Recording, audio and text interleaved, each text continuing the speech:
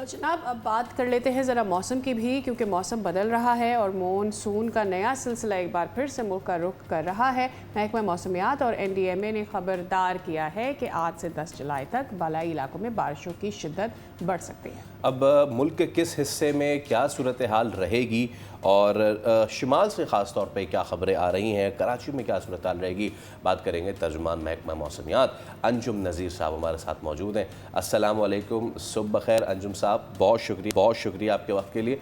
आज सुबह कराची वाले मुख्तलिफ़ इलाक़ों में उठे होंगे तो उनको बहुत ही प्लेजेंट वेदर मिला है। कुछ जगहों पे हल्की फुहार बूंदाबांदी, ये हल्की फुहार बूंदाबांदी बारिश में कब तब्दील होने वाली है, ये बताइए कराची वालों के लिए क्या हुक्म है? जी बहुत शुक्रिया, आपको भी सुबह खैर। देखें, कराची की अगर हम बात करें तो कराची में फिलवक्त आने वाले कुछ रोज़ के दौरान जो है वो कुछ तेज़ बारिश के आसार मौजूद नहीं हैं।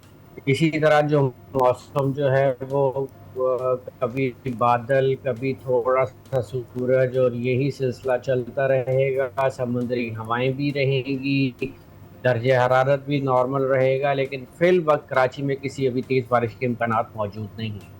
चले जी, आपने तो हमारी उम्मीदों पे बारिश डाल दी है। अनूप साहब, अब ये बताइएगा कि बाकी कौन कौन से इलाकों में बारिशों की उम्मीद जाहिर की जा रही है, ख़ास करके अपर एरियाज़ में क्या सूरत हाल रहने वाली है और ये बारिशें कितने कितने स्पेल्स के साथ आ रही है?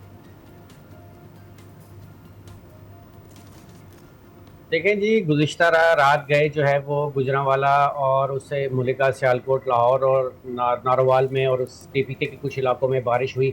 ये सिलसिला जो है वो मज़ीद जो है आज और कल बरकरार रहेगा। इस्लामाबाद, उसके मुलिका इलाकों में, इसी तरह लाहौर और उससे मुलिका इलाकों में, और अपर पंजाब जो खिता पोठोहार है या KPK के इलाके हैं, इनमें आने वाले 2 रोज़ के दौरान जो है वक्फे वक्फे से बारिश के इम्कानात मौजूद हैं।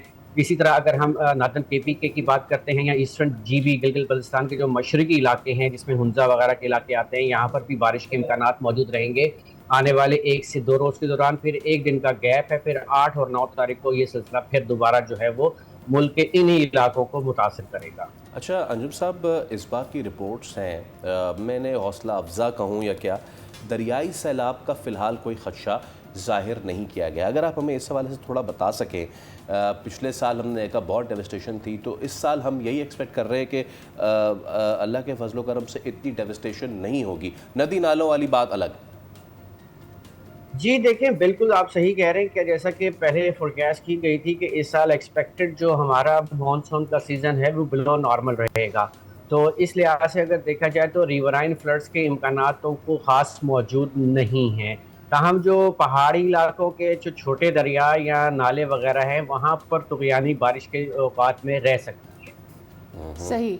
और क्या इस बार हम ग्लेशियल फ्लडिंग एक्सपेक्ट कर रहे हैं बिकॉज ऑफ द टेम्परेचर?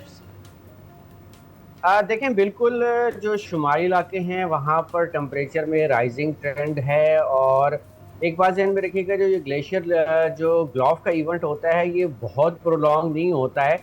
ये कुछ मिनट से लेकर 1 घंटे 1.5 घंटे तक इसका इम्पैक्ट रहता है। उसके बाद फिर जो है वो स्ट्रीम्स जो हैं वो नॉर्मल हो जाते हैं, क्योंकि जैसे ही अच्छा। कोई ग्लोव का इवेंट होता है तो उसके साथ सडनली जो है वो पहाड़ी इलाके, क्योंकि वो टेरेन ऐसी होती है, सडनली उसमें जो है वो मड का और पत्थरों का जो है वो सैलाब डेवलप होता है, जो कि बड़ी फ्रीक्वेंट, बड़ी तेज़ी के साथ जो है वो डाउन स्ट्रीम आता है। तो वो जो एक छोटा सा टाइम पीरियड होता है ना, कुछ मिनट से लेकर कुछ घंटे तक, वो बड़ा क्रिटिकल होता है। अगर वो वक्त से पहले पता चल जाए तो वहाँ जो आसपास रहने वाले लोग हैं वो अपनी प्रिकॉशनरी मेजर्स ले लेते हैं। सही है। तो ये जो टाइम पीरियड होता है ये बड़ा क्रूशल आप कह सकते हैं इन इलाकों के लिए होता है, कि क्योंकि ये बहुत प्रोलॉन्ग नहीं होता है, इस छोटे से टाइम पीरियड में इसका जो है इम्पैक्ट हो जाता है। सही है। अंजुम साहब, आपकी मौजूदगी का फ़ायदा उठाते हुए हम आपसे पाकिस्तान के मौसम की तो बात करते ही हैं, लेकिन इस वक्त ख़ास तौर पे जो वेस्टर्न पार्ट है इस दुनिया का वो बहुत ज़्यादा अफेक्ट हुआ है सुपर एलिनो की वजह से। मैं चाहूँगा उस पर भी आपसे थोड़ी सी हम गुफ्तगू करें। और मेरे जहन में एक सवाल ये था कि क्योंकि अमवात की तादाद जो है वो सैकड़ों से बढ़ के हज़ारों में जा रही है बिकॉज ऑफ द हीट, गर्मी की वजह से, तो ऐसा क्यों है अंजुम साहब कि दुनिया के इस खित्ते में, जिस खित्ते में हम हैं, वहाँ पे अगर टेम्परेचर 35-40 है तो हम बर्दाश्त कर जाते हैं, लेकिन दुनिया के उस खित्ते में इतना टेम्परेचर हुआ है तो वहाँ पे इतनी अमवात हुई है? अच्छा जी, पहले तो मैं आपकी तस्दीक करता हूँ जी कि जी। There is no any term of super El Nino. Okay, हमारे जो there is meteorological another. Community होती है, ओके। इसमें हम ये कह सकते हैं कि वीक एल नीनो है या स्ट्रॉन्ग एल नीनो या स्ट्रॉन्गर एल नीनो है। सुपर एल नीनो देखें, बात ये है कि हम सोशल मीडिया पे बैठते हैं, मेरी तरह का कोई भी आके जो है एक नई टर्म आपको दे देता है, तो हम उसी को जो है डिफाइन करना शुरू कर देते जिस हैं। तरह जैसे पिछले क्लाउड 2 बर्स्ट। सालों से हम क्लाउड बर्स्ट की बात करते हैं, तो जो मेट्रोलॉजिकल डेफिनेशंस हैं उसमें सुपर एल नीनो कोई चीज़ नहीं होती, लेकिन हर चीज़ का एक सिलेबस होता है। सही। लाइकवाइज मेट्रोलॉजी की भी कुछ डेफिनेशंस हैं, तो हम एल नीनो को स्ट्रॉन्ग कहते हैं या वीक कहते हैं या मॉडरेट कहते हैं। तो हाँ, अभी एल नीनो डेवलप हुआ है, अभी ये स्ट्रॉन्ग नहीं हुआ। ये स्ट्रॉन्ग जो है एक्सपेक्टेड आफ्टर सितंबर टू दिसंबर में जाकर होगा। अभी जाहिर सी बात है कि सी सरफेस टेम्परेचर 1 या 2 दिन या 1 या 2 हफ्तों में नहीं बढ़ते हैं, वो ग्रेजुअली बढ़ना शुरू होते हैं, और इसका इम्पैक्ट जो हम फर्दर जो देखने जा रहे हैं, वो हमें नज़र आएगा सितंबर से दिसंबर के दौरान, जब ये अपनी पीक पर होगा, पहली बात। दूसरी बात जो हम यूरोप में देख रहे हैं, हीट वेव ऑफ कोर्स के काफ़ी डेंजरस रही है, और that was due to high persistence of high pressure area in loft in that area. तो याद रखें कि हम अगर कंपैरिजन करते हैं वहाँ के टेम्परेचर का यूरोप का अपने साथ, हम अपने रीजन के साथ, तो हमारा जो यहाँ का एवरेज टेम्परेचर होता है, अगर मैं सिंध की जो हमारे हीट प्रोन एरियाज़ हैं, वो नॉर्मल जो जून में या अप्रैल में 45 के आसपास होता है। और अगर हम यूरोप की बात करें, तो यूरोप का जो टेम्परेचर एवरेज है, जिसको हम नॉर्मल कहते हैं, वो 25 से 30 के दरमियान में होता है, 25 कह लें आप। तो जब एक इलाका जहाँ का एवरेज टेम्परेचर 25 हो और वहाँ के लोग उस टेम्परेचर के आदी हो, और वहाँ सडन टेम्परेचर 40 को क्रॉस कर जाए, तो ऑफ कोर्स वो उन इलाकों के लिए बड़ा डेंजरस हो जाता है। जैसे आपने कराची में देखा था 2015 में एक डेडली हीट वेव हुई थी, कि ड्यू टू हाई मॉइस्चर या ह्यूमिडिटी, और टेम्परेचर भी 45 तक जी। गया था, लेकिन हमने भी देखा कि कराची में मोर देन 1000 कैजुअलिटीज़ हुई। यस। तो यही क्राइटेरिया वहाँ पर है, और ये पहली दफ़ा नहीं हुआ है।